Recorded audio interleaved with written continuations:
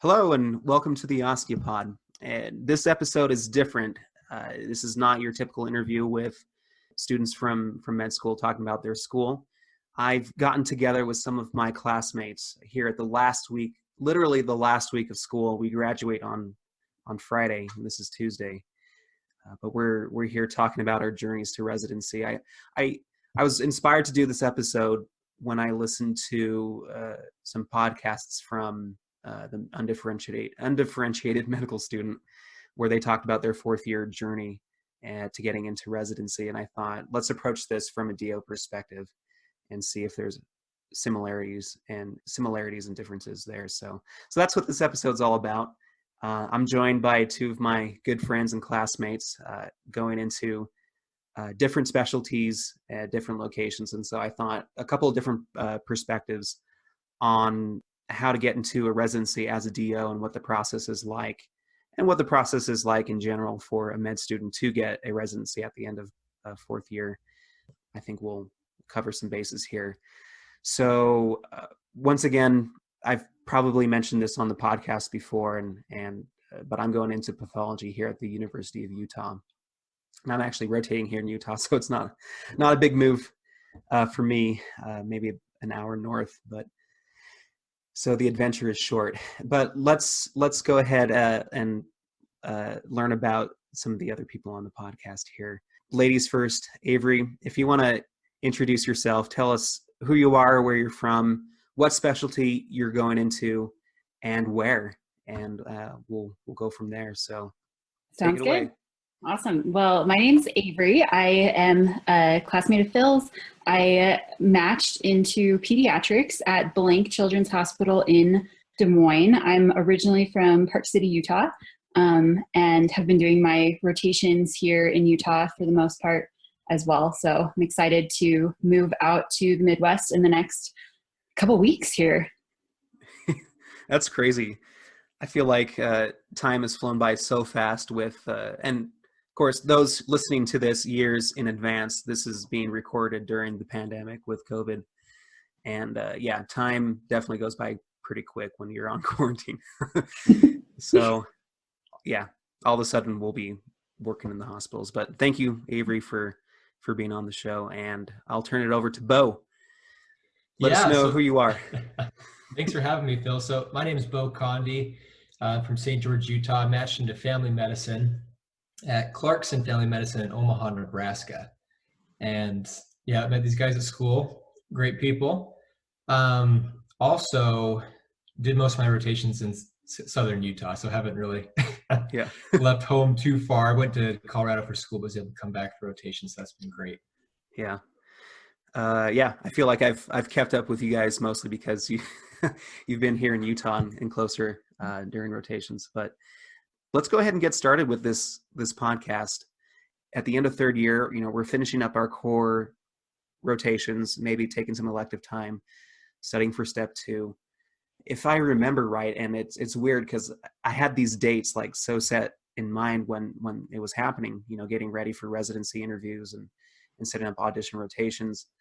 But I forget, I believe it was about April, March or so of, last year when we could get audition rotations together for the beginning of fourth year. I feel like that's the first step in fourth year to getting a residency, oftentimes for DOs as well as MDs, I'm sure, is to do an audition rotation.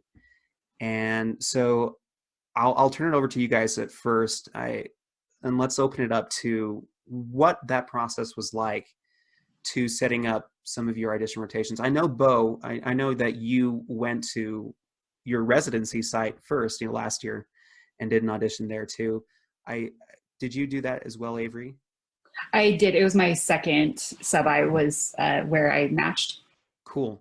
So whoever wants to go first, can you walk us through the process of what that was like, setting up and getting all that, audition rotation stuff ready to go by the time your fourth year started? So I did it.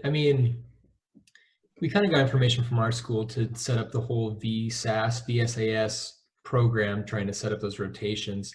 So I started kind of looking into that it's just another kind of system like ERAS or ERAS, however you want to pronounce it, just to kind of upload your application and kind of apply to these different auditions or sub-internships. And so I started looking at that, but the programs I was most interested in that I ended up auditioning at, they just had their own systems through their own websites. And so you'll have different means of going about these setting up auditions. It could be on an individual website or through these systems that are set up. But so with that, most of the stuff will be kind of standardized, I would say, between some stuff. They might ask for a personal statement, medical school transcript, just some information about you and board scores too, just to kind of see if you're going to fit within where they're looking at. But it was a really nice process. Mine was all through email, just communicating with the program directors, or not the program director, but the program coordinator. And felt like it was a really good process, had a good experience. And it comes up quick. So as soon as you're, finished vegging after your boards and stuff, this is kind of something you got to hop on top and just kind of get things rolling so you're not super stressing at the end. For sure. And I feel like the way that the application process went was one of two ways. It was either the standardized VSAS application where you do upload a bunch of documents, and usually the rotations start to open up for applications around March or April of your third year, or programs in specific will tell you to apply through email, and whatever process they need you to follow, they will let you know. With you, Avery, was yours mainly VSAS, or was it also, or was it an email, or was it common? Because you did more than one audition rotation. And yeah. I did a pretty shotgun approach with mine. So I had about 40 programs that I was interested in that I thought would be a good fit. And so I found all of them on VSAS. If they weren't on VSAS, I sent an email to the program and said, and would look through their website and see if it said anything about audition rotations or doing away rotations there. And if it didn't say anything, I would email them and ask about it. The place where I matched blank ended up being an email, and it was super easy just with the program coordinator. She just asked when I was available and we set something up. But everything else was VSAS, and I would say I was available for 6 months. And then when someone got back to me, I would then go through with all the other applications and just block out that month, unless it was a program I was more interested in than the other one. But I think a lot of people with whom I talked on the interview trail said that applying to VSAS was sort of a depressing thing, because you get a lot of rejections and it is not indicative of whether you're or not you're going to get into that program, or whether or not they like you necessarily. I did a sub-I at a program that did not invite me to interview because they were not selective at all with their VSAS screening, but they were selective with their interview screening. And so I just sort of weaseled my way in there and got to learn from them for a month, but it was just a first come, first serve thing with that one. Sure. And that's interesting too. So contrasting that with my experience, I only did VSAS. I only went to one location. I did all 3 of my audition rotations at the U, which was beneficial and detrimental as well. Beneficial because I really got to understand different areas of pathology and really get to know the program, which I ultimately ended up matching to. But if there were other programs that I was interested in as well, and if I had done an audition there too, it might have helped my application too when it came to interview season. And so I'm ecstatic to go to the U. But the advice that I give to third years and upcoming students is that audition rotations are important to do. One, for your actual education and benefit, learning how to work at a higher level. And I'm going to ask you guys, because in pathology it's different. It was very, very much observational. I didn't get to do a lot of hands-on work during my audition rotation. It was more of the theoretical ask me questions and what do I know about these certain things. But so I'm definitely interested in hearing about your guys' experiences during an audition rotation, sub internship. But looking back too, and it's interesting to hear that you, Avery, went to a place, but and if I understood this right, and this actually happened to some other of our classmates too, where they would go and do an audition rotation, and of course you and the people that I know are great, physicians in training, but you didn't get you didn't get an interview there, and so looking back, was it worth it? Was it worth going to these locations and doing an audition rotation there, where you may or may not get an interview there? Yeah. For me, I would say yes. I went somewhere so the place where I did my first rotation, I was in the PICU there, and I think that I was not invited to interview because my my level 1 score wasn't high enough, and they were not selective with who got to come do auditions. But that set me up really well for the other 3 sub-Is that I did, 2 of which were also in the PICU. So by the time I got to those sub-Is, I knew how to present, I knew how to do a handoff really well, and just someone coming in with a common pathology, I could very easily take care of it on my own. And that was something that some second-year residents had never spent time in a PICU before, so they were learning how to do that, whereas I had been doing it for the last 2 months. So I felt that was really important. Also, there were connections there between the place where I did that first rotation and then where I ended up matching. One of the preceptors who I think really pushed for me and helped me get in to my program, maybe, or at least was very encouraging of me ranking them highly. He had trained at the program and done his PICU fellowship where I had just been the month before. So we knew the same people, and just the way that he taught and presented, I knew his pimping questions because I already had them. Yeah. So I think it was very advantageous and nice to have one where you can kind of mess up and figure it out.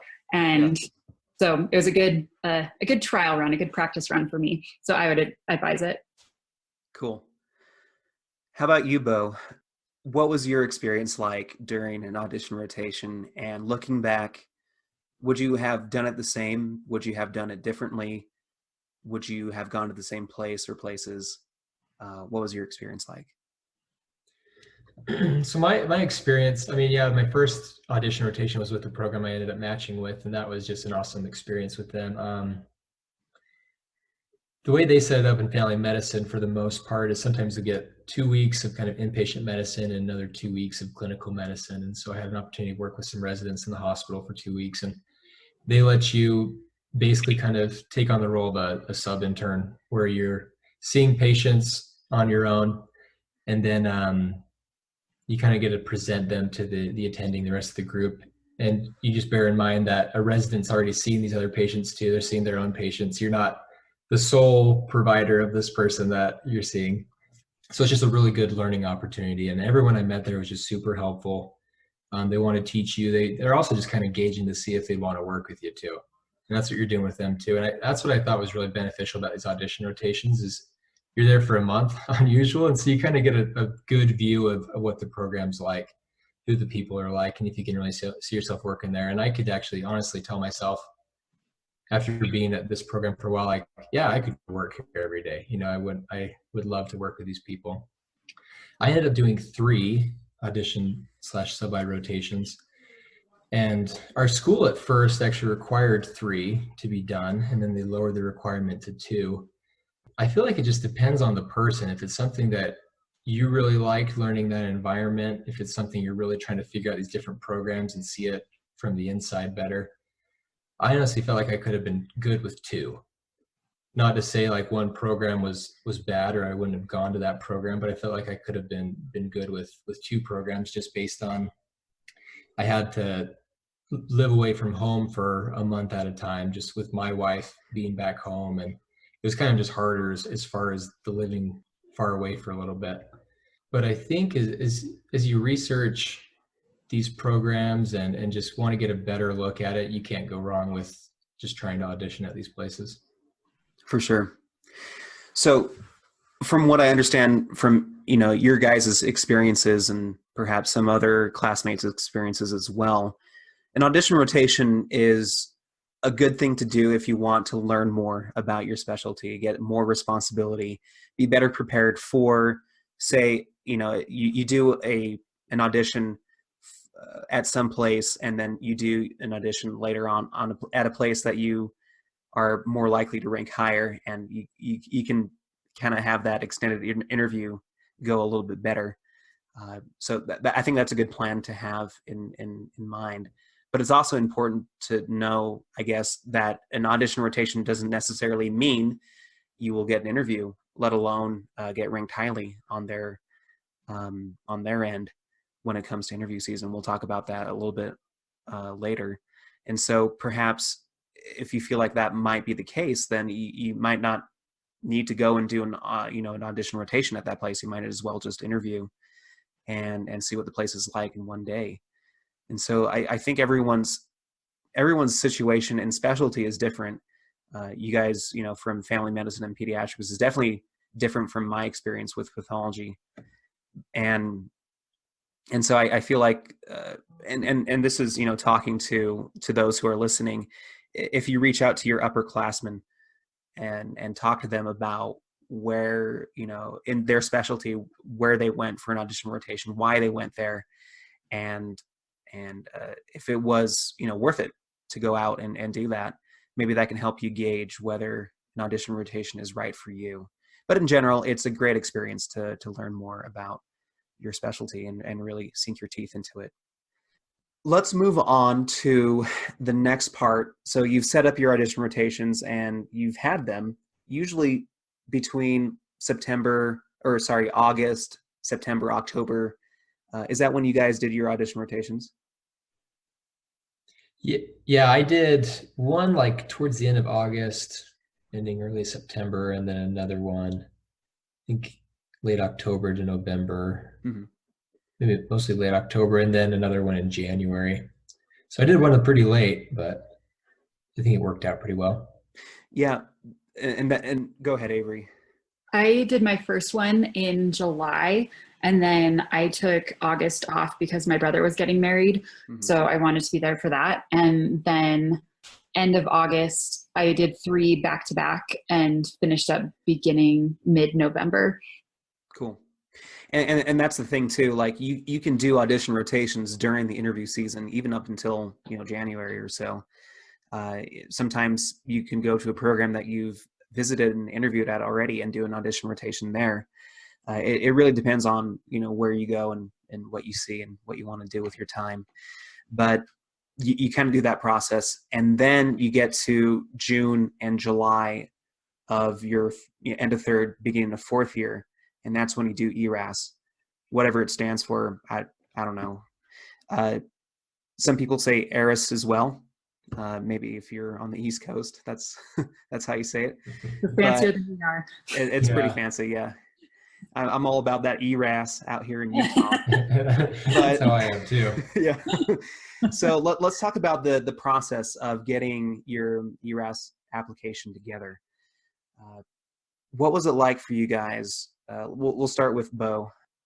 What was the process like for you finally, getting your application together? It's pretty kind of a surreal experience. Like you're finally at that point. But it helps with some preparation just before that all really starts because you'll get, I pulled up kind of a timeline for you. This is from the AAMC website. So you can go to this website too and just kind of look at the timeline of the match process. It'll give you all the pertinent dates, kind of give you a good overlook of what's going on. But I mean, it says ERAS for this cycle actually started June 6, 2019, as far as that's when you can register for the program. And then you can immediately start working on your application. So that's what's really helpful. So that doesn't mean you have to start thinking about everything right then. You can start thinking of things before that. And so that's what I kind of did with our school prepped us a little bit with starting our CV, getting all this pertinent information down. You got to think about your volunteer opportunities, your scholastic awards, as well as just work and research and hobbies. And so it kind of helps if you can kind of prep those things before the ERAS actually opens up, because you can immediately start putting it in. But you don't have to worry too much, just because you don't have to really kind of have everything ready until September 5th through the 15th. So I felt like I took it kind of as a day-to-day approach. I didn't really stress myself out too much on certain times. I would just try to do a little bit each day. Or if you have a free weekend, try to do more as you can. But it, just in my experience, it helps to kind of get some of those ideas jotted down early. Because if you leave it all towards the end of just kind of right before everything kind of is submitted, you're going to have a really bad time. I'm not sure what Avery's experience was as far as what she did, but. Yeah, I honestly don't really remember being stressed out over ERAS. I remember actually hitting submit was stressful, and you're kind of, okay, here's my fate. I'm throwing it into the wind. Right. But as far as preparing for it, I had been asking for letters of recommendation from preceptors with whom I clicked really well throughout third year. And for most of those, they agreed to write one, but said, wait until it's a little bit later on. So a few months before ERAS, or even in the spring, I think I was starting to reach out to preceptors and say, hey, I hope you're doing well. Loved your rotation, sort of butter them up, and then ask, just kind of remind them. So remember we talked about this and that this thing is going to be due. And I gave them 1 or 2 months heads up before it was due. And I kind of created my own personal, I think it was 3 weeks ahead of the time that it actually was due, that I said that I needed it by then. Mm-hmm. So that then that still gave me 3 weeks to annoy them if they didn't get to it. And it was not going to stress me out. So letters of recommendation were kind of in the pipeline. CV, that was something that was also done before that started. And I remember thinking about my personal statement for a long time and having multiple people look at it. I think the most important person that I had look at it is in marketing. And she was really big on, you're selling yourself on this and you need to do a good job, and it needs to be something that is easy to read and enjoyable and is really who you are. But I think that was something I wish I had known or taken into account before putting it all together, is that all of those things, your letters of recommendation, which you don't have control over, but ideally would sort of all be putting, you're branding yourself as far as who is the person that they're going for. So if it's something you don't want to talk about on interviews, don't put it in your CV, and definitely don't put it in your personal statement. For sure. Really good pieces of advice from both of you guys, right along the lines of what I was thinking about telling someone who had questions about the whole ERAS process. Getting your CV and all of your documents in on time, starting in third year, with your CV. You take small steps, like you said, Beau, and get that ready, because I think the first piece of advice that I'd give someone would be to submit your application when it's due. Because you can submit it later on. I think you can submit ERAS until like December or something, and submit it for interviews that late. But I think you have a better shot, and I could be wrong about this, how programs look at and filter out programs or applications. But the earlier you get it in, say the first couple of days within the first week that it's open, that the whole ERAS application is open to submit. If you can have it ready by then, that's great. You've set yourself up for the most success during interviews. And I love what you guys are saying about letters of recommendation and personal statements. So let's get into a little bit of the details with those as well. For example, the advice that I give people in pathology would be to, of course, rotate with pathologists and try to get letters of recommendation from pathologists, the people in our specialty, both in the community. Let's say you shadow and rotate with some pathologists out in a regular clinic or a community hospital versus those at an academic center, especially those places where you might audition, and getting letters from them is super important. And having both like a community and an academic letter on your application. In addition to, like you said, Avery, other preceptors, even if they're not in the same specialty, it's great to have a very personable letter from someone who can speak to your character. And so having a good diversity of letters, I think, is very important.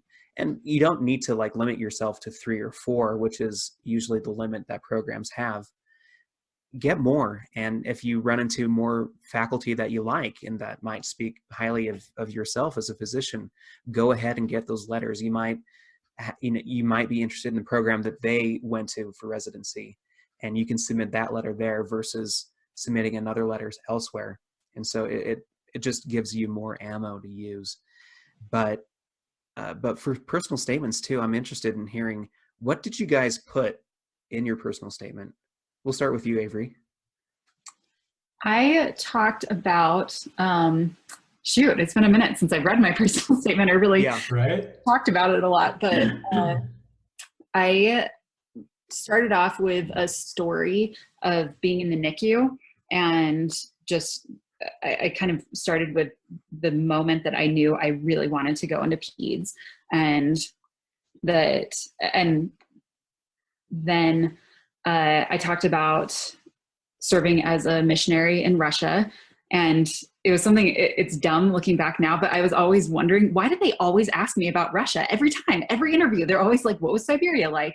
I'm like, why are they saying this? And then I remembered and realized that was a whole paragraph in my personal statement and a lesson that I had learned there. But I also talked about adaptive ski volunteer work that I do.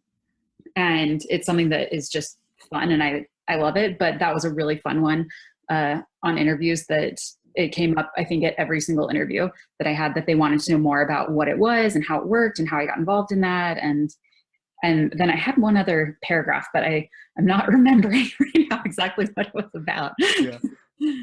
But that's a good point, because the things that you put into your both CV and in your personal statement do come up during interviews, and we'll talk about this a little bit later. But I was surprised as well. All the things that I mentioned, projects or experiences that I had come up during an interview, because it was right there on the personal statement, and it gives them fodder to use during an interview when you're doing 8 interviews per day, it seemed like. So that's awesome. Was it pretty much the same for you, Beau? What did you put in your personal statement? Yeah, so I kind of took that time to elaborate on my more influential experiences I had that I listed in my CV and kind of those things. Because you can put 2 or 3 sentences about what you did, and it's very formal writing of that in the CV. But so I did Camp Kesem, which is a camp for kids who are affected by a parent's cancer. So I did that all through undergrad, and so that left a huge impact on me. And I thought I wanted to be a pediatrician at first, and so almost could have been a resident with Avery. Yeah. Which would have been fun. Yeah. I know, right? But I just kind of laid out how I came to that conclusion that I wanted to be a family medicine doctor in my personal statement. Everyone is just going to read and roll their eyes if you say, this is why I want to become a doctor or something. They already know that. They want to know why you're passionate about your specialty that you're choosing.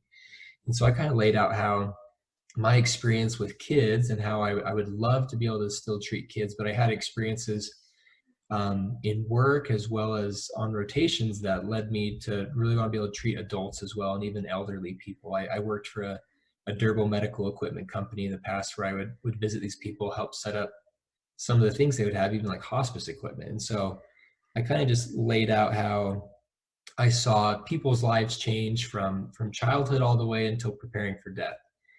And I feel like that kind of helps people get a good view of my perspective on family medicine. I want to be there from what they say is the cradle to the grave. Yeah. Not to mean any disrespect or anything, but that's what it is. Right. And then I kind of laid out my interest in still being able to do procedure work and how I'm good with my hands. I'm a quick learner. I laid out some experience where I used to work in a factory for a little bit here in St. George, assembling some stuff. And I thought that was kind of a fun summer.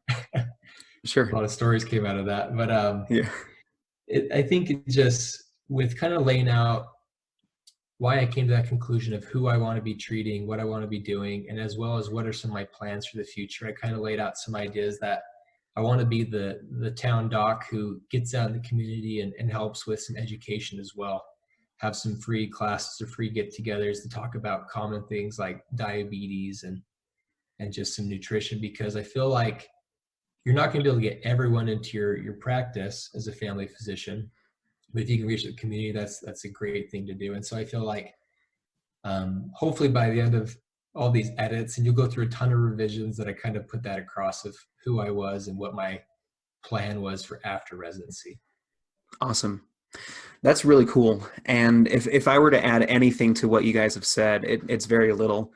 Some of the advice that was given to me, which might be, specialty specific, but putting why you want to go to a certain program too.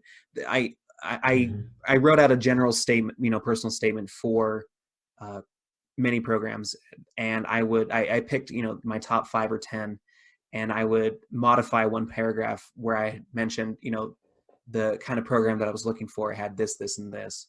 And then I would modify it to say, I'm interested in your program and I think it's a good fit because of this, this, and this. And, I'd reached out to some of the residents, the residents that are already there at the program, talk to them about the program before I made my personal statement.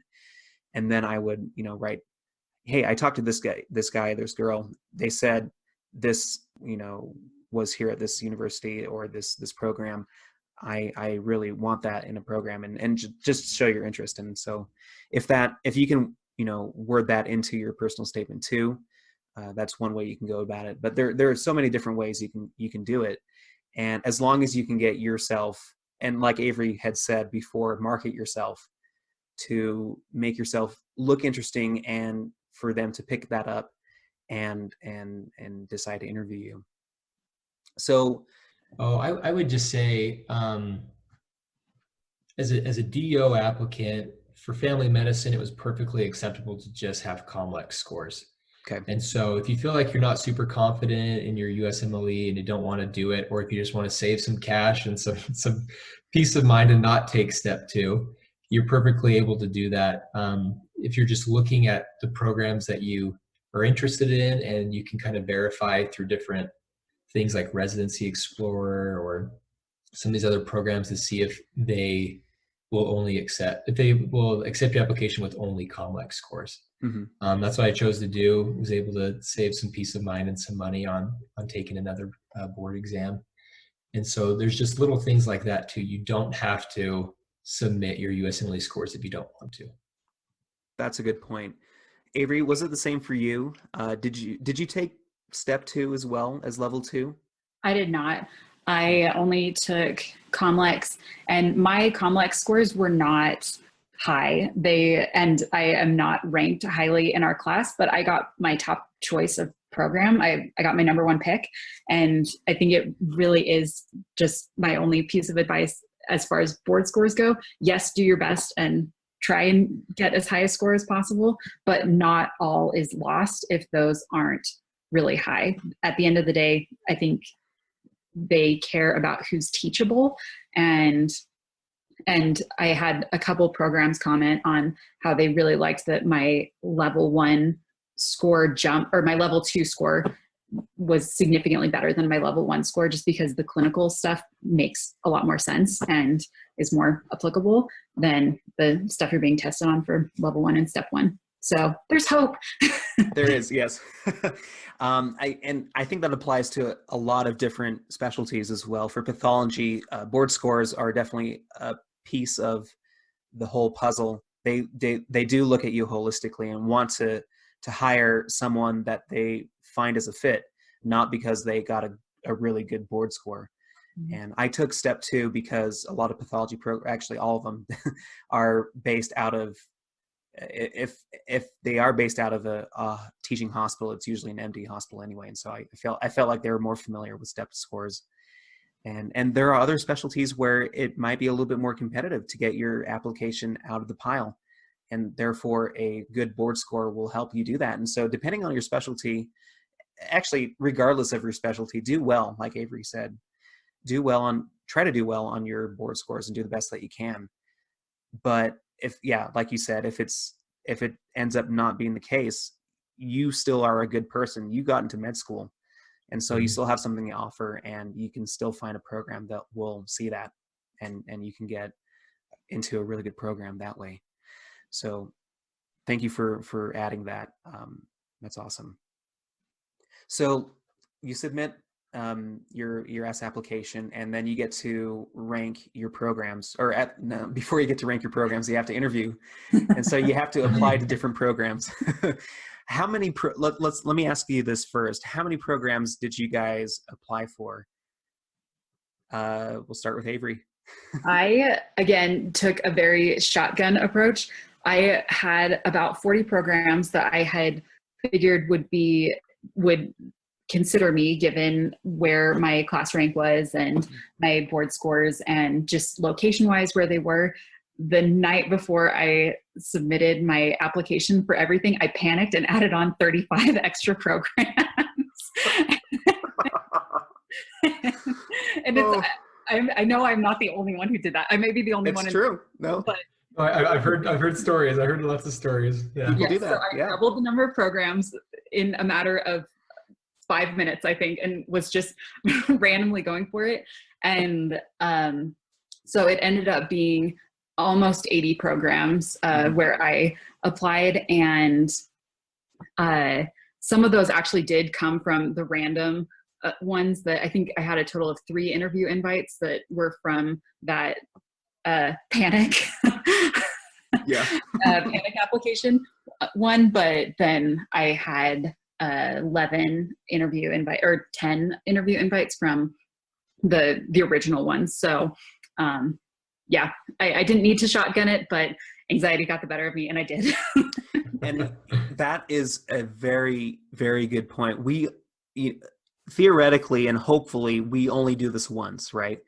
So we only have one shot at doing, applying for enough programs to statistically get into a residency and to get into one that we really want to go to. And so, yeah, the anxiety, if it is high enough at baseline, has been elevated by the time you submit your application and how many programs you want to go to, irregardless of the advice that we were given online by our counselors and stuff. I'll interject and say that our counselor told me to look at what the MDs, the number that the MDs averaged out in my specialty, and to double it. And so I ended up applying to 25 or 24. And I was talking to some, fellow applicants out on the road. They had done half, they had applied to 15 or 10 or something like that. And I bet they, were fine and ended up getting enough interviews. And that's pathology. There are definitely specialties where you do apply to and interview at more spots than that. But Beau, let's turn over to you. What was it like for family medicine? I mean, I kind of had a similar experience with look at what the MDs are doing. Then I think we were supposed to add on like 10 or something. I can't remember what it was exactly, but I just looked a lot at the NRMP charting outcomes document from the last year, and it just kind of tells you how everyone did. That's where you can find that information. But I shotgunned approach to, like Avery, just kind of spread myself all across the country, like Florida to Oregon in Washington. But I used Residency Explorer, and that helped me just type in my numbers for who I was as far as statistics. I mean, like my board scores and stuff. So I had a pretty good idea of where I had a pretty good chance.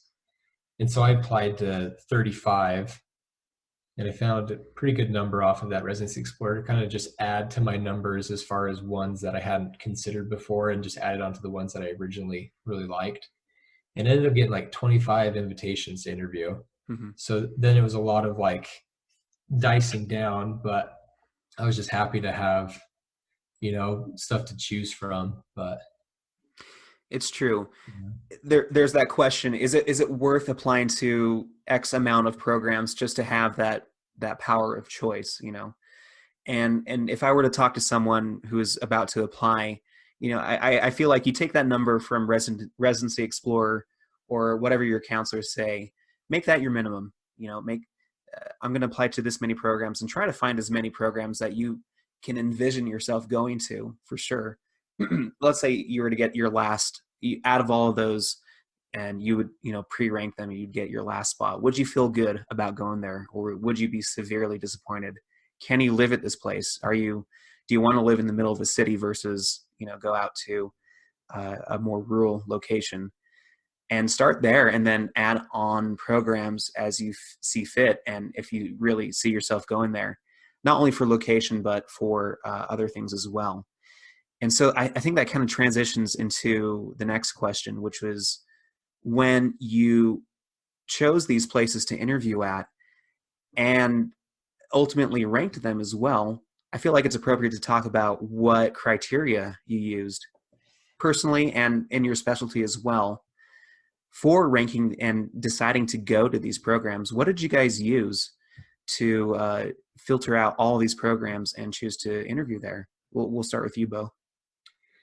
So a lot of it was location for me. I mean, because that just kind of helps. You're going to be happy where you're living. If you have, family with you too, you want them to be happy too. And I didn't want to have my wife be miserable for the next 3 years or something like that, But I looked a lot at that and kind of just what the program offered. So I wanted a full scope training experience, to be able to kind of get trained in everything, because I didn't want to have that feeling coming out of residency where I missed opportunities to learn stuff.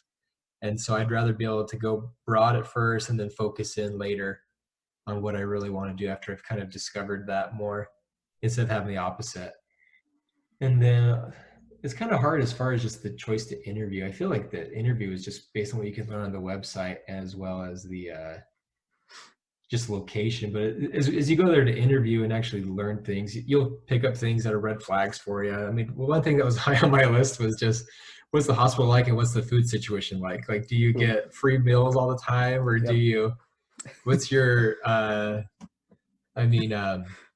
on-call sleep situations like? Is the on-call room, do they load it with snacks? And so it's just little things like this. It's like, because you'll get some that are so close to each other at the top of your list, and it literally comes to small things like that sometimes. Yeah. But it's interesting because I made a spreadsheet. I tried to be very kind of objective about everything with numbers, and that didn't pan out for me at all. My personality was just like, okay, this is what I felt best about, and this is what I'm going for. And so my criteria went completely out the window. Probably not a very good person to talk to if you're trying to be very logical with some of that, like the numbers, statistics and stuff. But for me, overall, it just came down to my overall feeling of the program, what it was like to be there. Do I like the residents? Do they like me? Do I like the faculty? Yeah. And I will say that I did the same thing. My wife was gone for a week at Disneyland. And so I just sat at home, like crunching numbers and inventing this like criteria rating system for my programs. And yeah, that was fun. It kept me busy for, for a couple of days, but ultimately it came down to location. It came down to what the program offers, in general, as far as the training that they provide. And pathology for me, it was fellowships. It was the laboratory experience, and a little bit of research as well. And that was, and the vibe that I got from the residents there, the people that I would be working with. And so that those three were ultimately the biggest criteria that I used to rank programs. And before I went out on these interviews, it was kind of like you said, looking up on a website and just kind of getting engaged. And like I mentioned, I reached out to some of the chief residents and talked to them just to kind of get a feel of what they were like and what their personality was like, and see if it was a location that I would be interested in more so than another place. But Avery, let's turn over to you. What was your process like? So mine was similar, very subjective, mostly, and I'll show you guys. I don't know if you can see here. I had a little emoji thing going the whole time. Yeah. So my first thing was if there was a positive warm fuzzies sign, if I was there and I got warm fuzzies and felt like this is a place that I liked and I was happy, then it didn't matter where it was, if it made sense or not, I put a heart next to it, and otherwise it got the I don't know. Yeah. So Mine was very, very subjective. On that, I did care about, I was not going to be close to where my parents live. Also, I'm coming at this from the perspective of someone who's single. So my decision, I'm sure, was more self-centered than yours, just because I can live anywhere. I'm sort of in this agile stage of life where I can move easily, and I'm not really concerned about if someone else is going to be happy there. I'm only concerned about if it's going to work for me. And so I did care somewhat about the location. Cost of living is something that was important to me, and something that, if really at the end of the day, mine was just kind of how did I feel about it. And as I was doing interviews, I was ranking them, and I was just asking myself, where would I be happier, at this program or this program? And so then I would just slip in, and I did change it a little bit over time as I thought about it, but honestly, I didn't change it much from when I was walking out of those interviews. So mine was really subjective. If someone wants to do something very objective and numerically based, there is something that an attending of mine suggested called a Pew decision matrix. There, if you just look it up online, then you can sort of plug in what are your important factors, and you put in a numerical value, and it should, in theory, sort of chug out what works out there. I didn't think it worked for me, but I could see someone who's less touchy-feely maybe liking that version more. Perfect. So everyone's different. Everyone's coming at this from a different background and life circumstance. And so whatever you use to rank your program with, I think you got to go with your gut feeling, bottom line. I think based on, what the people are like, what your first impressions are basically like at the program as well. And I would say having other people's perspectives as well helps. And this is where I would add in a plug for the various spreadsheets that people share on like a Google Doc or something.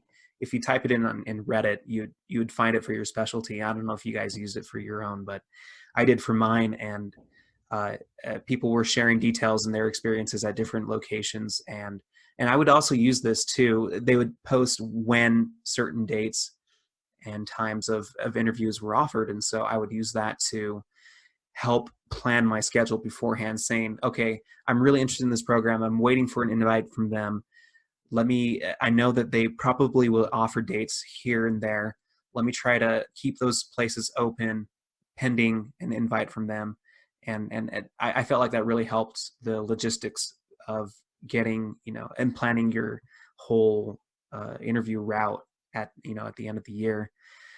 Any tips that you guys would have for those listening on the logistics of interview season when it's coming to traveling, saving money, things like that? Any advice that you guys would like to give?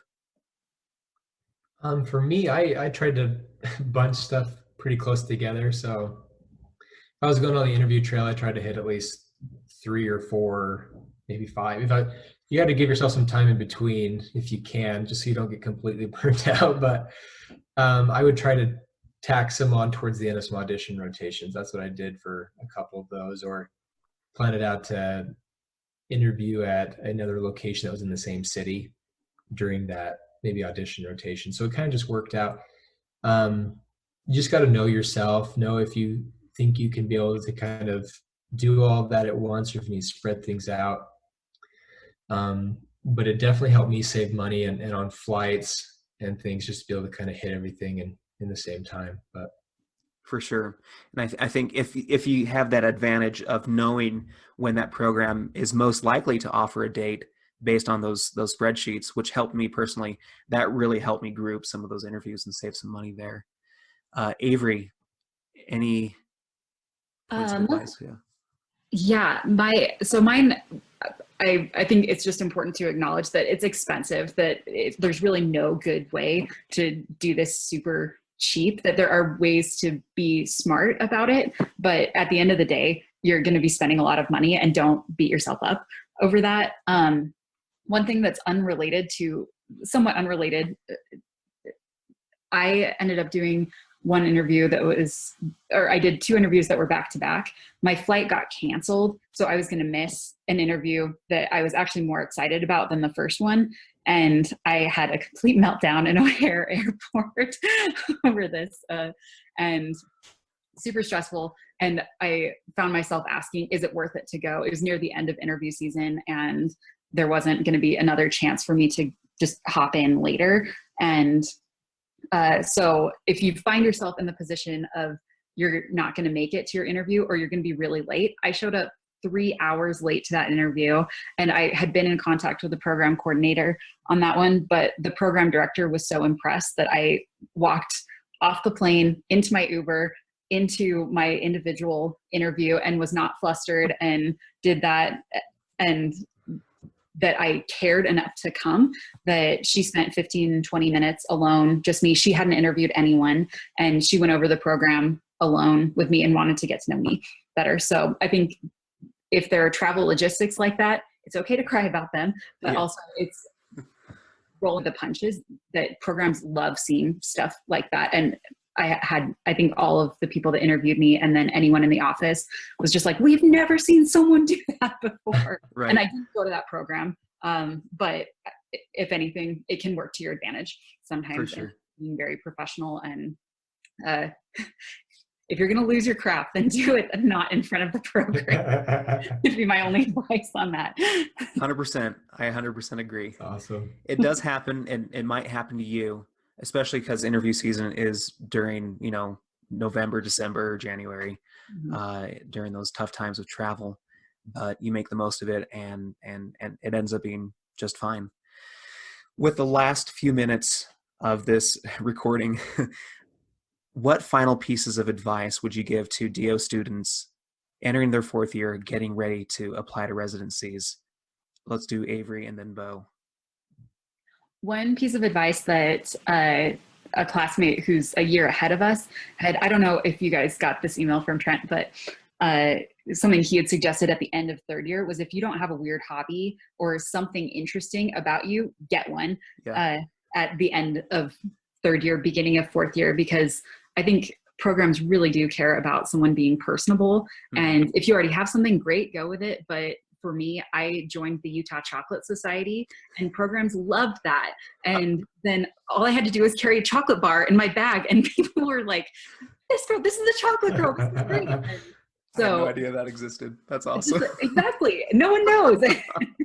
But it makes it so easy to talk with people. And I think that was some of the best advice that I had received from someone else. And also just, I remember everyone saying 4th year's the best, you're going to love it, and it's so chill. And by the time my 4th semi came around, I was so burnt out, so tired, and so stressed. And I think it's okay if you're not feeling like 4th year is this perfect, glamorous situation that everyone had told me it was going to be. It's hard, but it is rewarding, and it's a lot of fun. You make friends on the interview trail, but if you're not loving 4th year, it's okay. Good. Yeah, it can be tough, but awesome. Beau, you get the final word. I'll just say ditto. No. Okay, good. No, that was very good advice. I'm just thinking along the same things. Yeah, 4th year can be bad, can be good, but you do have some control over your elective. So if there's something you really want to get into, really want to learn, take that time, and have fun with it. A lot of preceptors are a little bit easier on you as a 4th year, I think, with some things, just as far as your schedule, because they know you're under time constraints. Maybe try to have a better rotation or a good relationship with the preceptor when you're receiving all these interview invites, because they'll come in waves and just suddenly come through on your phone for an email, and then you might have to start trying to schedule that immediately. And so that's just one piece of advice, to kind of let your preceptors know in advance that you might have to step out of the room or take an email pretty quick. But I'd say, just take it one day at a time. Worry about the things you can control, and don't worry as much about the things you can't. There's going to be so much that's kind of just really out of your control during this season. But I mean, just have fun with it. Have fun on your interviews and rotations. They just want to get to know you more, and you'll have a lot of success. Awesome. Well, thank you, Beau and Avery, for being on the show, and congratulations once again on getting the specialties and residencies of your choice. And good luck to you both. And appreciate you guys listening to this podcast. And hopefully it was helpful for would be like as a DO student. And of course, there's a lot more information, a lot more advice and details that go into the process. And so I'll try to include all the links and websites that were mentioned in this podcast in the show notes. And so you might have a shortcut there. But I guess my last piece of advice would be to reach out to as many people as possible who have gone through the same process as you. Just try to get, paint that whole picture and figure out what is the best way for you to get to the residency of your choice. So I'll leave it at that. And if you would like to get into contact with any feedback or suggestions for the show for me, you can do so at the osteopod@gmail.com or at Twitter at Phil_osteopod. And with that, thank you for listening to the podcast, and we'll catch you on the next one.